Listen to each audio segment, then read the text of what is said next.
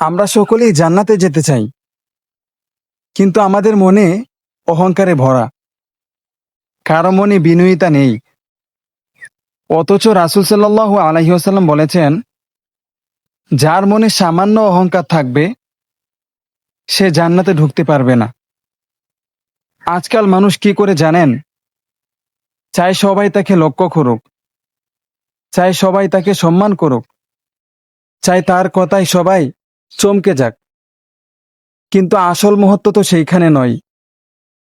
আসল শ্রেষ্ঠতা সেই মানুষের যে বিনয়ী ও নরম মনের, আর আল্লাহর জন্য নিজের অহংকারকে দমন করে।